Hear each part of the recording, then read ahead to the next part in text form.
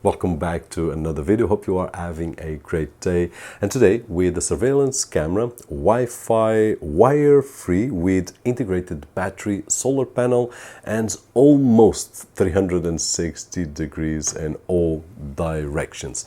Targeted at those that are looking for a solution to put on a remote location without wires and that you want to have surveillance. And besides that, a few bonuses like alarms, lights and so on, which we will see in just a few moments. Before we move on, if you are watching this video on your Windows 10 or Windows 11 computer and you still haven't activated, don't forget to check out KeysFan, where you can find budget official OEM keys at an affordable price, and with the coupon code that you can see on screen, you will get a great discount. So just in case you want to check that out, I will leave a link down below just next to the Sannce wire-free camera. Now in this video we are going to take a look on how to assemble the image quality, functions and the app. So having that in mind, let's go for it so that we can keep it as short as possible. Inside the package we will find the camera, we'll also find the panel and all the accessories that are necessary to put everything to work, including a Phillips screwdriver. So that is just great. The camera has a USB Type-C port for charging the battery that we can connect to the solar panel or optionally to a normal charger. It also has a button that allows us to turn it on or off, a slot for microSD cards that will take cards up to 128 gigs, and a reset button.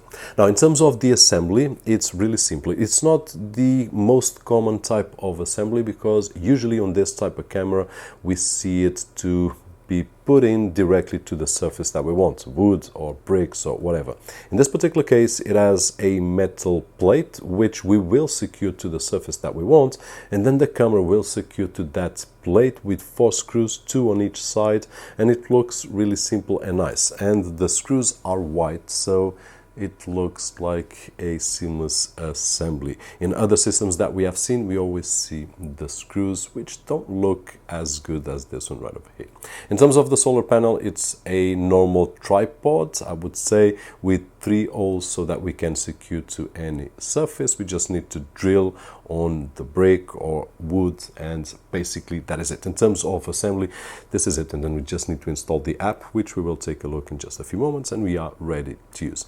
It has 2K resolution with 4 megapixels, but I will share some images with you in just a few moments.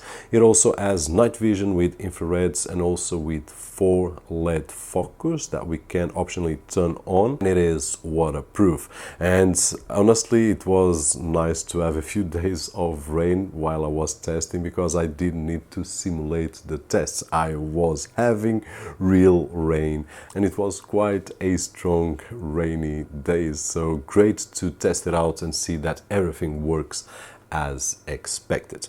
Now in terms of image quality, we will use the phone or tablet most of the times, I would say 99% of the times, and in my opinion the image quality is great. But I also recorded, and I'm going to put here on full screen so that we can check it out, having in mind that this is a 4K video, so there will be some degrading in terms of image, but I always do this test. So here we go. I did test on several occasions during the day, more sunlight, less sunlight, and I also test it out during the night so that we can see the infrared and also the camera lights working. There are, as I said, 4 LED spotlights on the front that will light up automatically with movement, and this is an option. We can use the infrared or not. So in all these conditions, at least for what I've seen on the phone, the image quality is great. But if we want to use it in some other way, like in a full screen, here it is, and these are the results.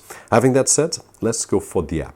And here we are with this angle that will allow me to show you a few things that when I do record my phone screen, I will be limited, like the horizontal and so on and so forth. Now the app is ICC, and we will see right over here if we have more than one device. At this moment we only have one, which is this camera right over here, but we can add a few more on the front balcony, back balcony, and so on and so forth. And then we just need to select the device that we want to manage and we can start using it. Now right over here on this screen we will have a few shortcuts, one for sharing with anyone that we want, settings, and right over here we also have the same. We have share with friends, settings, and delete the device with some information. I can also add add more devices if I want to, and basically this is it regarding this screen. We have a photo album that it will record and aggregate through the day, and I can select and see what kind of image it was, and these are the manual images that I take with the phone, and we will see that in just a few moments. And we also have the recordings, which are the manual ones, and we will see the ones that are automatically by movement. So these are the ones where I press the record button, it will record directly to the SD card. Now if we go back, and then we also have the user information right over here, which is not important at this moment.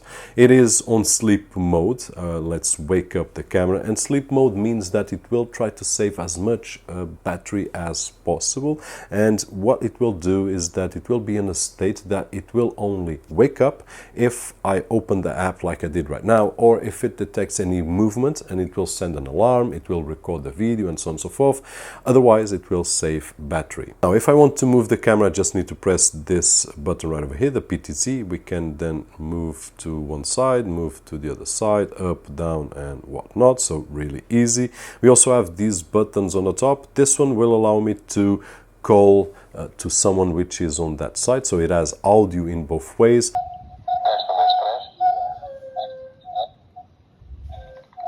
Teste 1, 2, 3. Teste 1, 2, 3. Áudio nos dois sentidos. Nos dois sentidos. Audio in both ways. Audio in both ways. Someone on near the camera will be able to talk with me, and I will be able to talk with the person that is near the camera. We also can shut down or mute the audio, manual recording, manual picture, and the quality, which will go up to Ultra HD 2K resolution. So let's put it on SD at this moment because we are not recording anything. We also have some options right over here: strobe light and audio alarm, which are probably one of the most interesting, where we can select the night vision or fuller color, which means that we will enable the LEDs and they will turn on, giving us full color even during the night. We also have, and I did shut down the menu, we also have the human sensing alarm, where we can select several options right over here, and I don't need to explain because they are self-explanatory, but we have the PIR, the sensitivity, detection time settings, where we can change the settings. If I only want to detect movement from one period to the other period, and I can set that and don't worry about the period where I do know that there will be a lot of people and I don't want to have constant alarms and so on and so forth. So these are great options, really simple, but that work great.